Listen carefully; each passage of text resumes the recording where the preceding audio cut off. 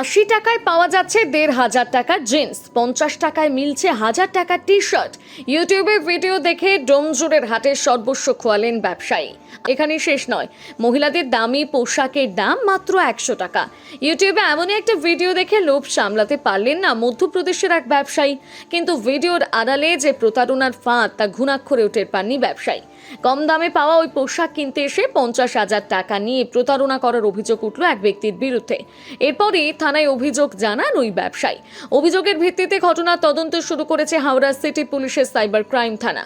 মধ্যপ্রদেশের প্রতারিত ওই ব্যবসায়ীর নাম বিজয় দুবে। তিনি জানান, ইউটিউবে একটি ভিডিও দেখে টিকিয়াপাড়ার বাসিন্দা এক ব্যক্তির সঙ্গে যোগাযোগ করেছিলেন। তিনি জামা, প্যান্ট এবং মহিলাদের নানা পোশাক কিনবেন বলে ওই ব্যক্তির সঙ্গে তিনি যোগাযোগ করেন। এরপর কিছুদিন আগে জব্বলপুর হামসফর এক্সপ্রেস ধরে সাঁতরাগাছি আসেন মধ্যপ্রদেশের ব্যবসায়ী বিজয়।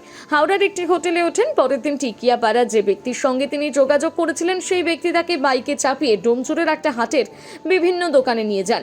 সস্তায় এত ভালো জামা কাপড় দেখে পছন্দ হয়ে যায় বিজয়ের। এরপর প্রায় ৫০,০০০ টাকা নগদ দিয়ে জামা কাপড় বুক করে দেন। ডেলিভারির জন্য ২,০০০ টাকা দেন। তার সামনেই মালপত্র প্যাকিং করে ডেলিভারির জন্য পাঠানো হয়। কিন্তু বিজয়বাবুর অভিযোগ, তারপর আর কিছুই ডেলিভারি হয়নি। ফোনে টিকিয়াপাড়ার বাসিন্দা ব্যক্তির সঙ্গে বারবার যোগাযোগ করলেও সুরাহা হয়নি। উল্টে ব্যবসায়ী বিজয়কে প্রাণে মেরে ফেলার হুমকি দেওয়া হয়েছে বলে অভিযোগ ওঠে।